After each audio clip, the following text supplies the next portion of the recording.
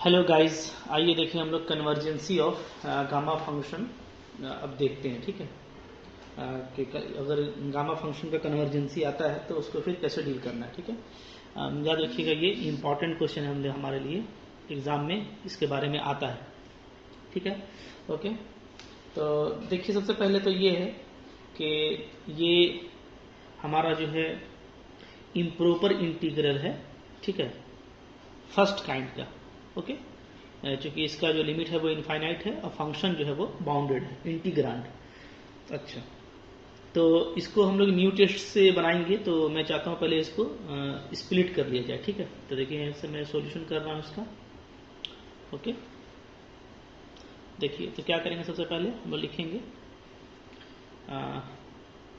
0 से जो इन्फिनिटी है x का पावर n-1, इसको i ले लेते हैं। ठीक है, e का power minus x d x equal to 0 से 1 e का पावर माइनस एक्स का पावर n-1 dx प्लस 1 से इन्फिनिटी e का पावर माइनस एक्स का पावर n-1 dx। ठीक है, और इसको हम लोग कर देते हैं I1 प्लस I2।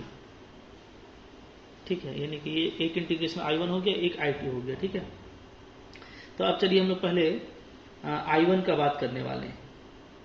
ठीक है, तो सबसे पहले क्या करेंगे, कन्वर्जेंसी ऑफ I1। कन्वर्जेंसी of I1। ठीक है, ओके। तो कन्वर्जेंसी ऑफ जो I1 है, I1 का मतलब क्या है, 0 से 1 e का power minus x n-1 dx। ठीक है, ये देखिए गामा फंक्शन है, ये हम लोग आगे इसका प्रॉपर्टी वगैरह पढ़ना है, तो इसी इंटीग्रल को गामा फंक्शन कहा जाता है। ठीक है, क्योंकि इसका कोई भी वैल्यू जो है वो x के फॉर्म में आएगा, तो ये एक फंक्शन है x का, इसको हम लोग गामा फंक्शन कहते हैं। ठीक है, यहाँ पे देखिए, यहाँ पे जो इंटीग्रांड है, हियर जो इंटीग्रांड है वो क्या है, वो है हमारा f(x) इक्वल टू ई का पावर माइनस एक्स का पावर n-1, ये है। ठीक है, यहाँ पे देखिए केस नंबर 1, अगर हम ये ले लें कि n मेरा ग्रेटर देन इक्वल टू 1 है, ऐसा लेने से क्या होगा कि ये जो है ये पॉजिटिव पावर हो जाएगा। ठीक है, तब आपका e का पावर माइनस एक्स जो है नीचे चला जाएगा। ठीक है, ऐसे केस में क्या होगा, ऐसे केस में ये मेरा बाउंडेड हो जाएगा, कहीं भी अनबाउंडेड नहीं होगा 0 और 1 के बीच में, और तब ये प्रॉपर इंटीग्रल हो जाएगा। ठीक है, देन क्या लिखेंगे, देन लिखेंगे f(x) इज नोवेयर अनबाउंडेड। ठीक है, इन 0 से 1 में कहीं भी ये अनबाउंडेड नहीं होगा। ठीक है, हेंस क्या लिखेंगे, hence f(x) is bounded. f(x) मेरा क्या कहलाएगा, बाउंडेड कहलाएगा इन 0 से 1। ठीक है, एल्सो लिमिट इज फाइनाइट, और लिमिट भी क्या है मेरा, फाइनाइट है। ठीक है, देयरफॉर इट इज क्या हो जाएगा, इट इज प्रॉपर इंटीग्रल। ये क्या हो जाएगा, प्रॉपर इंटीग्रल, और प्रॉपर इंटीग्रल क्या होता है, कन्वर्जेंट होता है, and hence it is convergent, और इस केस में क्या होगा, ये कन्वर्जेंट होगा। ठीक है, ओके। अच्छा, अब देखिए केस 2 की बात करता हूं मैं। केस टू ये है कि अगर मेरा n लेस देन 1 हो। ठीक है, अगर n लेस देन 1 होगा तो देखिए ये हो जाएगा मेरा निगेटिव पावर, तो ये नीचे आ जाएगा, तब अब ये 0 पे क्या हो सकता है, अनबाउंडेड हो सकता है। क्या लिखेंगे, f(x) is unbounded at x equal to 0। ठीक है, इस इंटरवल में 0 पे ये क्या हो जाएगा, अनबाउंडेड हो जाएगा। ठीक है, ओके। हेंस अब हमारा क्या हो जाएगा, ये अब जो हमारा I1 है वो क्या हो जाएगा, वो हो जाएगा I1 is improper integral of second kind, ठीक है, सेकेंड काइंड का ये इम्प्रॉपर इंटीग्रल हो जाएगा। ठीक है, तो अब हम लोग इस पर म्यू टेस्ट करेंगे। ठीक, ओके। तो देखिए म्यू टेस्ट कैसे किया जाता है, आपको पता है इसके बारे में, तो आइए देखते हैं फिर। तो हम लोग क्या करेंगे, टेक म्यू क्या लेंगे, तो म्यू लेंगे 1 माइनस एन, ठीक है, इसका उल्टा, ताकि पावर में ऐड होके पावर 0 हो जाए, ठीक है। सो दैट क्या होगा, limit x tending to 0, x का पावर म्यू एफ एक्स, यही चेक करते हैं हम लोग सेकंड जो हम लोग का काइंड है उसमें, ठीक है। Limit x tending to 0, x का पावर 1 माइनस एन, और इधर क्या है e का पावर माइनस एक्स और x का पावर n माइनस 1, तो ये दोनों पावर ऐड होके पावर 0 हो जाएगा।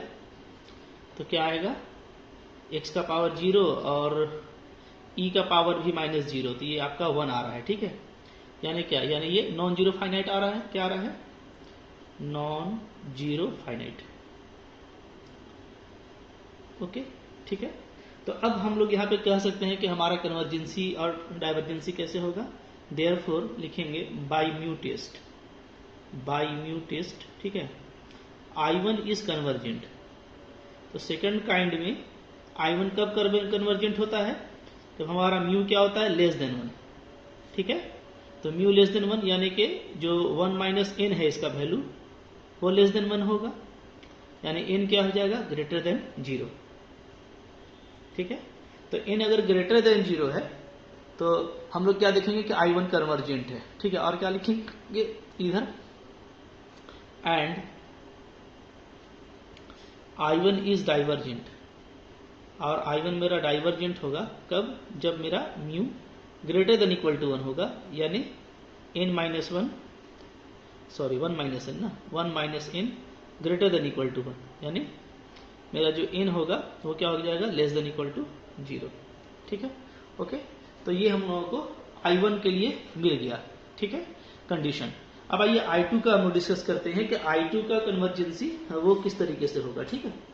तो देखिए कन्वर्जेंसी ऑफ I2, कन्वर्जेंसी ऑफ I2, ठीक है। I2 क्या है, 1 से इंफिनिटी e का पावर माइनस एक्स, एक्स का पावर n माइनस 1 dx, ये है, ठीक है। इसका कन्वर्जेंसी हम लोग देख लेते हैं, ठीक है। देखिएगा इंटीग्रांड, अब इंटीग्रांड क्या है मेरा, integrand f x equal to, integrand तो वही है e का पावर माइनस एक्स, का पावर n माइनस 1, ठीक है। ओके, तो ये देखिएगा, तो अब ये 1 से इंफिनिटी में क्या है, बाउंडेड है, is bounded, is bounded in 1 to infinity, ठीक है, क्योंकि कहीं पर भी ये इंफिनिटी नहीं हो रहा है, एंड जो आपका लिमिट है वो क्या है, वो इनफाइनाइट है, and limit is infinite, limit हमारा इनफाइनाइट है, ठीक है। हेंस क्या हो गया, hence I2 is improper integral, improper integral of क्या, फर्स्ट काइंड का ये इम्प्रॉपर इंटीग्रल है, ठीक है। तो अब हम लोग यहां पर जो म्यू टेस्ट लगाएंगे वो फर्स्ट काइंड का लगाएंगे, ठीक है। देयरफॉर फॉर, ठीक है, एनी म्यू, कोई भी हम लोग म्यू लेते हैं, सो दैट, ठीक है, लिमिट क्या लेंगे, एक्स टेंडिंग टू इन्फिनिटी, याद रखिएगा एक्स का पावर म्यू एफ एक्स, ठीक है। फर्स्ट काइंड में हम लोग एक्स टेंडिंग टू इन्फिनिटी पे चेक करते हैं, और सेकेंड काइंड में जहां पे वो अनबाउंडेड होता है उस पॉइंट पे चेक किया जाता है, ठीक है। तो ये देखते हैं वैल्यू क्या होता है, ये हो जाएगा limit x tending to infinity, x का पावर, ठीक है, म्यू, तो म्यू को रहने दीजिए, ठीक है। और एफ एक्स क्या है, एफ एक्स है हमारा एक्स का पावर n माइनस 1, ई का पावर माइनस एक्स, ठीक है। इसको कैसे लिख सकते हैं, इसको लिख सकते हैं हम लोग limit x tending to infinity, और x का power mu plus n minus 1, और नीचे में ले आइए e का पावर x को, ठीक है। ओके, अब यहाँ पे देखिए क्या मैं करने वाला हूँ, थोड़ा ध्यान देना है आपको। यहाँ पे हम लोग ऐसे लिखेंगे इसको, limit x tending to infinity, x का power mu plus n minus 1, नीचे में ex का एक्सपेंशन लिख दीजिए, क्या होता है 1 plus x square by factorial 2 plus x cube by factorial 3 plus dot dot dot, ऐसे चलता रहता है, ठीक है। अब यहाँ पे एक बात जो ध्यान देने वाला है वो ये है कि इसका पावर इन्फिनिटी तक जाता है, और ऊपर में जो पावर है वो x का power mu plus n minus 1 है, ठीक है। तो हम लोग यहाँ पे क्या करेंगे, वी चूज, हम लोग चूज करेंगे, वी चूज, ठीक है, कोई हम x का पावर m चूज करेंगे, ठीक है, सो दैट क्या, सो दैट मेरा जो m होगा वो ग्रेटर होगा म्यू प्लस n माइनस 1 से। तो हम एक x का पावर m नीचे से चूज कर रहे हैं क्योंकि ये इन्फिनिटी तक जा रहा है, ठीक है, और ये इससे बड़ा है, ठीक है। तो we choose x m so that m greater than mu plus n minus 1, ठीक है। एंड डिवाइड, और डिवाइड कर रहे हैं, डिवाइड न्यूमेरेटर एंड डिनोमिनेटर, ठीक है। तो ऊपर भी डिवाइड कर रहे हैं, नीचे भी डिवाइड कर रहे हैं। क्लियर है? तो देखिए क्या हो जाएगा। तो देयरफॉर हम लोग का ये जो है limit x tending to infinity x का पावर म्यू एफ एक्स, ये जो था ये आ जाएगा limit x tending to infinity, ठीक है, ओके। तो चूंकि x का पावर m से डिवाइड कर रहे हैं और m का पावर इससे बड़ा है, तो ऊपर में कुछ भी हम लोगों का इस तरीके से आएगा 1/x का पावर, ठीक है, m minus mu plus n minus 1, ऐसा कुछ आएगा, ठीक है। नीचे में लिखे हैं क्योंकि नीचे का पावर बड़ा था, और इसी तरीके से यहाँ 1 प्लस x प्लस, तो यहाँ सब जगह क्या हो जाएगा, x का पावर m आएगा ना, x का पावर m, फिर यहाँ पे भी 1 प्लस x का पावर m माइनस 1, ठीक है, चूंकि एक x से कटेगा। तो इस तरीके से जहाँ पर xm होगा वहाँ पर 1 आएगा, और फिर जहाँ पे आपका उसके बाद फिर आपको जो इससे बड़ा पावर होगा उसमें x आपको बचता चला जाएगा, ठीक है। तो x प्लस आपका फिर एक्स स्क्वायर इस तरीके से आपका मिलेगा, ठीक है। क्लियर है? ओके, इसको समझ लीजिए अच्छा से। क्योंकि x का पावर m से डिवाइड किए हैं, तो जहां पर x का पावर m मिलेगा तो वहां पे नीचे में फैक्टोरियल m होगा, तो 1/फैक्टोरियल m यहाँ पे बचेगा, ठीक है। और पहला वाला जो होगा वो 1/xm होगा, फिर दूसरा वाला में एक x माइनस हो जाएगा नीचे में, तो 1/xm माइनस 1 होगा। और फिर xm के बाद आपको जो है x बचेगा, नीचे में m प्लस 1 बचेगा, ठीक है, ओके। फिर का फैक्टोरियल, फिर आपको x square by square term कुछ बचेगा, ठीक है। तो आपको देखिए वैल्यू क्या मिलेगा, आपको वैल्यू मिल जाएगा ऊपर में 1/x हो गया तो 0, और नीचे भी सब होता जाएगा 0 0, ठीक है, और बीच में आपको 1/m फैक्टोरियल मिलेगा। और फिर आपको क्या हो जाएगा, फिर आपका हो जाएगा इन्फिनिटी। तो चूंकि ऊपर में 0 आ गया, ठीक है, तो वैल्यू हमारा क्या होगा फाइनली इसका 0। और हम लोग जानते हैं कि 0 को कन्वर्जेंसी के लिए कंसिडर किया जाता है, ठीक है।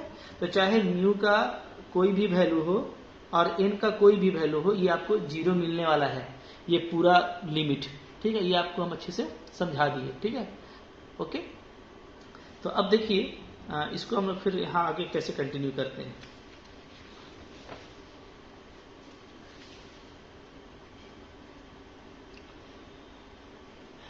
नेक्स्ट इसके बाद हम लोग यहाँ देखते हैं, ठीक है।